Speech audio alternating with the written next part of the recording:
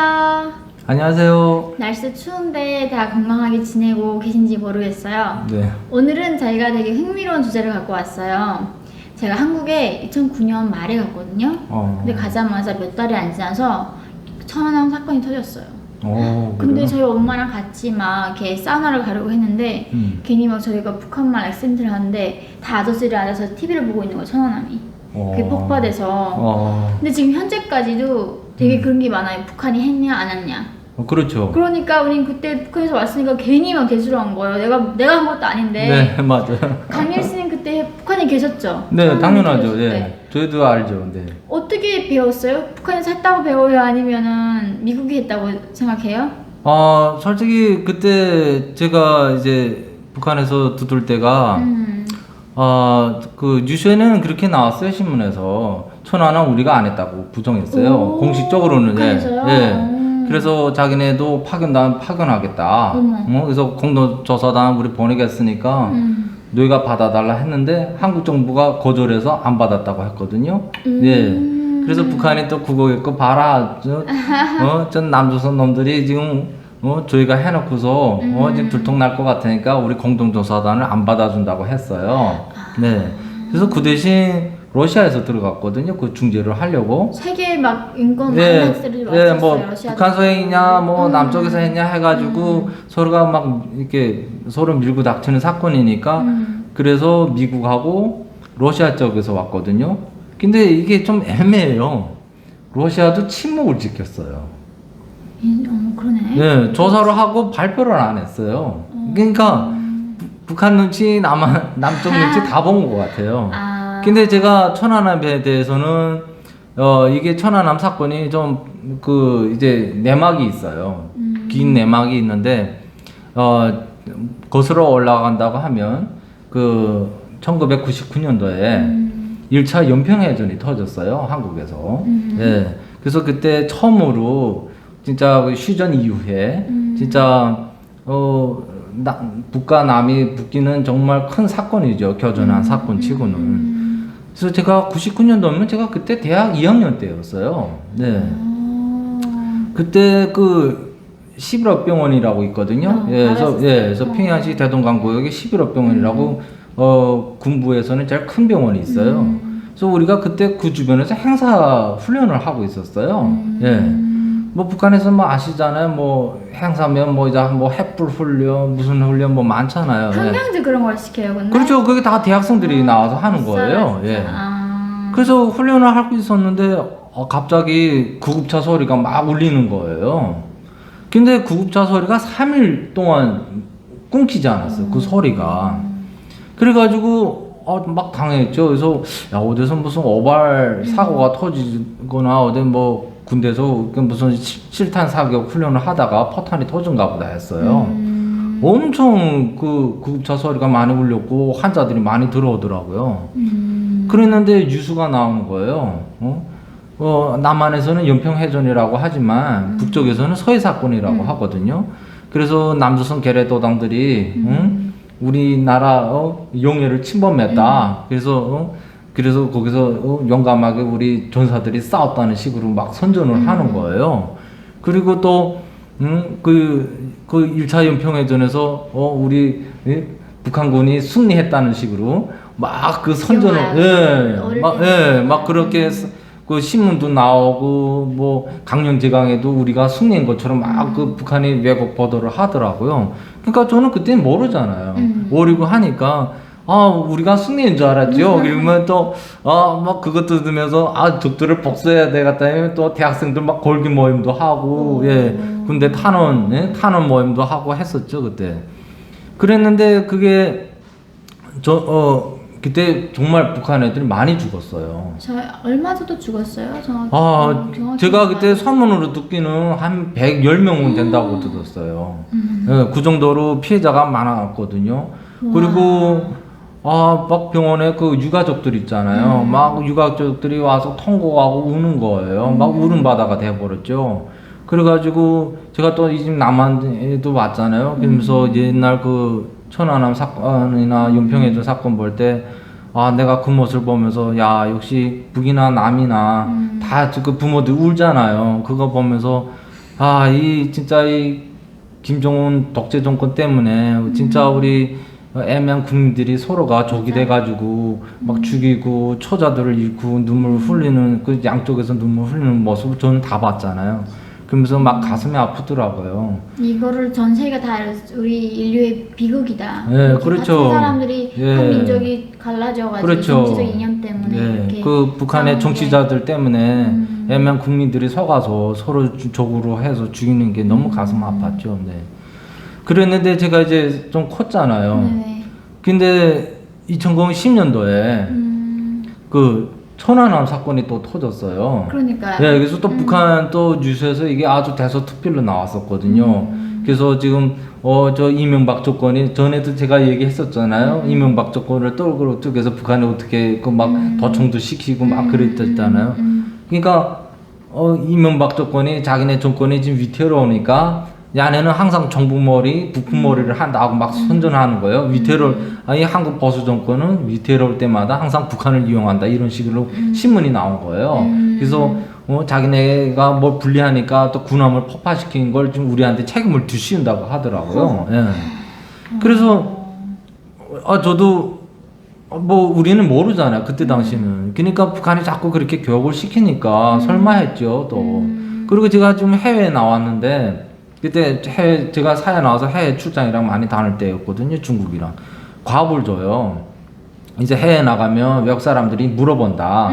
천안함이 도대체 어떻게 된 거냐 물어보면 무조건 남쪽에서 이렇게 그러니까 말하자면 만행한 사건이다. 자작극이다. 아니다 하고 막 선전하라고 하는 거예요. 아 그래요? 네. 그래서 2010년도 이게 사건이 2010년도 3월 달에 천안함 사건이 터졌거든요. 그래서 제가 2010년도 8월 달에 그 중국 대련하고 상해 출장을 나왔어요. 그래서 그때 일행이 3명이 나왔었거든요. 그래서 저희가 대련 비행장에 와가지고 대련에서 일을 마치고 상해 가려고 대련 그 비행장에 공항에 나와 있었거든요. 근데 일이 안 되려고 앉았는데 옆에 여자 2분이 앉아 계시더라고요. 전에 보니까 대한민국 여권이라고 이렇게 들고 있는 거예요. 근데 그분들도 우리 보더니 노스코리아 북한 여권 들으니까 서로가 눈이 마주친 거예요. 놀랍게도 네, 서로가. 그래서 했더니 그 짝에 한국분 여자분들이 안녕하세요 하고 인사를 하시더라고요. 예, 반갑다고. 그래서 우리도 예, 반갑습니다 했죠. 그런데 뜻밖의 제 옆에 그 같이 간 일행이 있었잖아요. 근데 저보다 선배거든요. 선배인데 그분이 말을 꺼내는 거예요. 아니 그 남조선에서는 왜 자꾸 천안함 겠고 우리 서해라고 그래요 하면 막 그분들한테 막 욕을 하는 거예요. 그러면서 천안함 우리가 한 거 아니다. 당신네는 어떻게 보냐 천안함 사건. 그러니까 여자분들이 뭐 정치를 알겠어요. 그러니까 여자분들이 막 당해가지고 아무 말을 안 하는 거예요. 거기다가 뭐 북한성이라고 하면 또 이분들이 또 막 싸맞아고 할 수 있잖아. 그래가지고 제가 막 그 따분했던 적이 있었어요. 예. 그만큼 북한이 얼마나 그 또 천안함을 자기네 서영을 감추려고 해외나 국내에서나 외국인들이나 뭐 해외에 이 천안함이 이명박 정권이 조작한 사건이라고 막 선전을 그렇게 시켰거든요. 북한이 한 거 맞잖아요, 천안함을. 저는 그때까지 몰랐어요. 그때 언제 아셨어요, 그러면? 저는 그걸 언제 알았냐면요, 구체적인 거를. 이제 제가 2011년도에 알았어요. 시간이 좀 흐르긴 네, 조금 지고 나서. 근데 그때 제가 군부, 예? 그러니까 무력배 큰 그 고위급 간부님하고 만났던 적이 있었거든요. 그래서 그분하고 얘기를 나누다가 저도 이런 뭐 정치나 군사 쪽에 엄청 관심이 많았어요, 어렸을 때부터. 그래서 제가 그랬어요. 천안함 사건이 도대체 누구 서행이냐 그러더라고. 물어봤죠. 그랬더니 그분이 그래요. 그 1차 때 연평 해전이 터졌잖아요. 그때 북한 해군이 엄청 피해를 봤어요. 근데 그때는 서로가 이렇게 밀어내기를 했었거든요. 근데 북한의 연평 해전 때 얻은 교훈이 있어요. 네? 연평 해전 때. 뭐를 교훈을 얻었냐면요. 그때 한국이 이렇게 배를 잘 만드냐. 군함을. 속도도 따라 못 가겠고 통급이 엄청 컸어요. 배들이 현대화되고 서로 예. 그리고 밀어내기 하는데 북한 배들이 처음에는 막 이렇게 서로 밀어내기 했거든요. 충돌식으로 나가라 이거 우리 땅이다 하면서 서로 심겨루기 했는데 충돌을 했는데 북한 배 2대가 쭉 침몰해 버린 거예요. 그러니까 한국 배가 워낙 튼튼하고 턴급이 높으니까 충돌하니까 이 작은 배, 북한은 또 배가 다 낡았잖아요. 예, 그래가지고 이 침몰이 된 거예요. 그래가지고 북한 쪽에서 사격이 먼저 시작이 됐다고 하더라고요. 근데 그때 북한 애들이 뭘 하나 알았냐면요, 발칸포라는 게 그걸 처음 알았어요. 북한 정부가. 한국 해군의 그 배에 보면 발칸포라고 이렇게 총구가 막 여러 개 있는 게 돌아가는, 뭐 헬기랑 이렇게 장착이 되는데 그게 분당 나가는 속도가 대단하거든요. 근데 북한 배들 보면 옛날 그 고사총들 막 고사포를 설치했으니까 속도가 아무래도 느리죠. 그 발칸포에 북한 애들이 엄청 피해를 본 거예요. 그래서 제가 그때 거기 참가했던 사람들도 있었어요. 그 생존자들도 있었거든요. 그래서 저희 직장에도. 근데 그때 군사복무한 사람들한테 물어봤는데 너무 무서웠대요. 막 자기네 해군에서 무슨 발칸포라는 걸 모르잖아요. 네네. 그러니까 발칸포라는 말을 못하고 저 새끼는 무슨 베어링 탄을 쏘는 포가 있다고. 그 베어링 알이 막 이렇게 막 작고 막 요로 알이만 나오잖아요. 머리를 둘 수가 없었대요. 너무나 날아오니까 내가 한 발 쏠 때 너무 탄알이 날아와가지고 와, 그때 애들이 많이 죽었다고 하더라고요. 그래서 그래서 북한 그 해군에서는 그 베어링 탄, 진짜 자네는 무슨 신기한 무기가 있다 해가지고 그렇게 엄청 놀랐대요. 근데 이게 북한 정부가 그때 연평해전 때 발칸포라는 위력을 아는 거예요. 그래서 또 이 포를 북한 애들이 간첩들을 저 시리아나 아프간, 이라크 그 미군들이 파견돼서 막 그 테러 분자들하고 싸웠던 그 중동 지역으로 파견해서 그 무기를 수입했어요. 예, 밀수업자들을 통해 가지고 지금 개발 중에 있거든요. 지금 자체를 생산하려고 아마 이제 내년이나 내후년 열병식에는 아마 북한이 자체를 생산하는 발칸포가 아마 출시가 될 거예요. 예. 예. 그리고 제가 그렇게 됐고 제가 이제 그 고액급하고 분하고 뭐 식사 자리에서 얘기하는데 그때 해군 사령부가 연평해전 때 그 해군 사령관 그 정치부장이 다 철직당했거든요. 그 사건으로 해가지고. 왜냐면 그때 또 북한이 교훈이 많아요. 아니 그때 피해를 입어서 그 지원 병력이 가려고 했었거든요. 그쪽에. 근데 배들이 시동이 안 걸리거나 배들이 제대로 안 나가는 거예요. 영민씨 맥일 것 같아요. 왜요? 북한이 부패가 심하잖아요. 기름을 주입했는데 거기 물을 다 탄 거예요, 얘들이. 그러니까 시동을 걸었는데 어떤 건 시동은 안 걸리고 어떤 건 시동은 걸렸는데 마력이 안 나오죠. 왜냐면 시발레 그 기름에 지금 물 성분이 섞여 있으니까. 알아보니까 이것들이 이게 군대들도 얼마나 해야 돼요. 뭐 설마 터지랴 했겠죠, 사건이. 그러니까 그 윤유 탱크 걸 다 뽑아 먹은 거예요. 그 대신 물을 채워놓은 거예요. 그래가지고 이게 엄청 또 부패 사건이 터져가지고 그 사건을 해서 왜 제때 지원 병력을 못 보내냐 이래가지고 그 해군 사령관 정치부장이 다 철직되거든요. 그래서 그런 일화가 있어요. 근데 그 간부님이 그래요. 그 천안함이 그때 1차 연평해전 때 엄청 이렇게 잘 싸웠대요. 그래서 북한 애들이 그때 천안함하는데 엄청 피해를 봤다고 하더라고요. 그러니까 그때 배가 여러 척들이 다 동원됐는데 북한 애들이 유독 그때 천안함한테 많이 당한 거예요. 그래서 그 천안함을 유독 지켜본 거예요. 그래서 북한이 애들이 저 천안함을 제일 1차 목표로 삼은 거예요. 언젠가 복수하고. 끝까지 가서. 예, 그렇죠. 그래서 연평해전에서 이제 그 해군 사령관이랑 간부들이 다 바뀌었잖아요. 네네. 근데 이제 해군이 북한이 그 군부 중에서 제일 위력이 약한 게 해군이거든요. 해군이 제일 뒤떨어졌어요, 공군하고. 그래서 해군 사령관이 자기네 또 이 그 김정일한테 명예 회복을 해야 되잖아요. 자기네 막 그렇게 지체그 방해했었으니까. 그러니까 야네가 이제 그 계획을 짜기 시작한 거예요. 이 천안함이 뭐 하루 전에 계획 짠 게 아니죠. 미리 전부터 야네는 천안함의 일거일동 그 근무 시간 항로를 다 정하고 있은 거예요. 그런데 북한이 또 잠수함이 많잖아요. 근데 북한이 그 잠수함 건전 능력이 안 되거든요. 조선선 능력이 한국보다 엄청 뒤떨어졌어요. 그래서 북한이 그 또 옛날 그 일본을 본따서 가미가제 특공대라는 잠수함 부대를 또 옛날에 본딴 거예요. 그래서 북한에 또 그런 잠수함이 많아요. 2인조 잠수함, 4인조 잠수함, 일명 자폭 잠수함이라고 하거든요. 자폭 부대. 그래서 그런 잠수함이 많아요. 이런 잠수함은요 엄청 소음도 작고 작아서 레이더에도 잘 안 걸려요. 그래서 이 4인조 잠수함이 비밀내에 나옵니다. 예. 그래가지고 그 4인조 잠수함이 천안함을 침몰시킨 거예요. 어뢰를 쏴서. 와, 저 어뢰를 쏜 거예요. 그 근처. 예. 그냥 도망친 천안 거죠. 못본 거예요. 그 작은 게 오니까. 그러니까 북한이 이 미리 전에 다 계획을 세웠잖아요. 예. 그리고 내가 아까도 얘기했지만 이 작은 잠수함도 소음이 작아요. 그래서 북한 애들이 다 이걸 계산을 안 했겠어요. 원래 천안함 자체가 구자함이거든요. 잠수함을 잡는 배예요. 근데 안 걸렸잖아요. 예. 그래가지고 다 이렇게 사전에 다 그 항로, 시간 뭐 다 계획하고 쏘고서 달아난 거죠. 그래서 그 애들이 와서 공화국 영웅 칭호를 받았다고 하더라고요. 뭐 무력배에 있는 그 고위급 장교분이.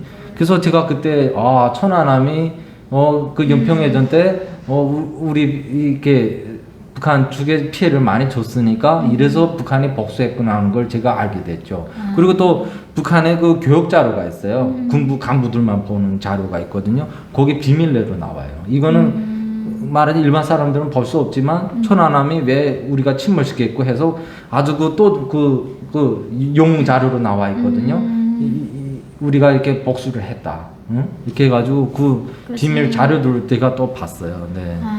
그래서 천안함을 한 거구나, 북한이. 그렇죠. 그 연평해전의 복수극이었죠. 또 자기네 그 위력을 과시하고 또 김정일에게 아첨장 하느라고. 그렇죠. 해군사령부가 자기네 그 실패 작업을 명예 회복하느라고 벌린 작전이었죠. 네. 사람들이 이렇게 많이 이해를 못해. 북한 시스템 왜 이렇게 돌아가지 하는데 네. 그 북한에서는 그 정권에 아첨하려고 말도 안 되는 짓을 그렇죠. 다 충성 경쟁이 하더라고요. 많죠. 엄청 많죠. 그러다 보니까 우리 사고로 생각하면 이해가 안 되는 거예요. 왜 이걸 하지? 얻는 게 그렇죠. 뭐야 이거잖아요. 그렇죠.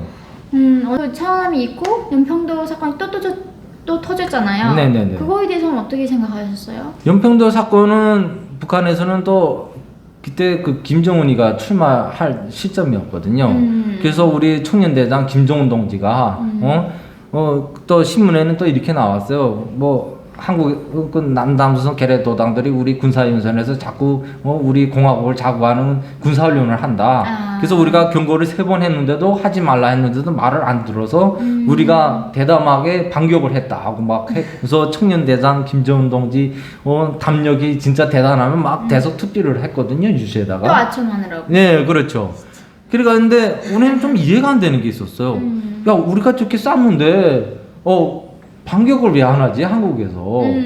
근데 또 뉴스에 또 그렇게 나오는 거 남조선 계례도당이 우리한테 엄청 혼나가지고 쫄아서 반격도 못했다고 하는 거예요. 그래서 뭐 연평도를 아예 콩가루 만들었다고 했어요. 근데 지금 한국 와서 보니까 연평도가 그렇게 콩가루 되지는 않았더라고요. 별로 뭐 집도 마사줬지만 이제 군사 시설이랑은 별로 큰 피해는 안 받더라고요. 인명 피해도 그렇게 생각보다 많지 않았고. 근데 제가 또 이제 아무래도 군부 사람들이랑 이렇게 자꾸 접촉하잖아요. 친구들이랑. 연평도 사건을 북한에서 또 엄청 또 비판을 받았다고 하더라고요. 예. 근데 연평도 사건이 이제 터졌을 때 거기 동원됐던 군대 애들이 있을 거 아니에요. 그쵸. 김정은이 그 부대를 방문하고 깜짝 놀랐대요. 왜요? 갔더니 완전 영양실조만 걸린 애들이 수두룩한데 군복도 너무 한심하고요. 원래는 북한이 그때 그 포격 사건에 동원했던 부대 애들을 평양에 끌어올려가지고 기자회견 열고 환송 모임을 하려고 했었거든요. 그런데 너무나 이 체격이 영양실조에 너무 외모가 한심한 거예요. 그래서 북한에서 얘네를 공개를 못했어요. 하려고 하다가 실패를 했어요. 그래가지고 나중에 가슴 아프네. 야네를 들고 올라와가지고 한 2달 정도 평양 견학시킨다 해가지고 김정은이가 지시를 했거든요. 야네 영양 보충을 시켜라. 너무 애들이 말랐다. 이렇게 한심할 줄 몰랐다 자기도. 그래가지고 군관 장교들이 대신 가서 교대 근무를 소라해가지고 그 장령 군관들이 거기 2달 동안 나가 있었거든요. 그때 갔을 때 막 군 장병들이 그 바다를 막 들어가고 김정은이 들어가라 해서 그게 그거예요? 그런 사건도 있지만 그때 그 장교들이 가서 대신 근무를 썼어요. 2달 동안. 그리고 야네를 그때 올려서 2달 동안 용량 보충을 시켜가지고 그때 조금 그 북한 TV에 잠깐 소개했거든요. 영적으로 그때 연평도 사건에서 영감이 싸운 부대라고. 그러니까 얼마나 외모가 한심했으면 북한 10대가 한심했으면 북한이 자기네가 하고도 이렇게 숨겼겠어요. 그리고 또 군부에서는 비판을 많이 맞았다고 하더라고요. 그러니까 우리가 생각했던 것보다 위력이 약했다. 그때 북한 방사포들이 불발탄이 많았어요. 네, 불발된 게 많았거든요. 그리고 화력이 좀 약했어요. 그래서 이 북한이 천안함 연평도 사건을 해서 두 가지 교훈을 찾아요. 하나는 첫째는 발칸포라는 위력을 알게 됐어요. 예. 그 두 번째로는 방사포의 위력을 더 확대시켜야 되겠다. 그래서 지금 최근에 북한이 그 방사포에 엄청 투자를 한 게 바로 그 결과입니다. 최근에 막 북한 그 무기를 보면 네, 보면 방사포들이 많이 등장하잖아요. 새 무기가. 그게 바로 북한이 영평도 사건 때 얻은 교훈이죠. 그래서 이 북한이 이 두 사건을 통해서 두 가지 교훈을 찾게 됩니다. 네. 저는 오늘도 이렇게 정말 그 비하인드 스토리를 또 네. 세워주셔서 너무 감사하고요. 네. 그러면 우리 또 다음 시간에 뵐게요, 여러분. 네. 다음 시간에 봬요. 안녕히 계세요.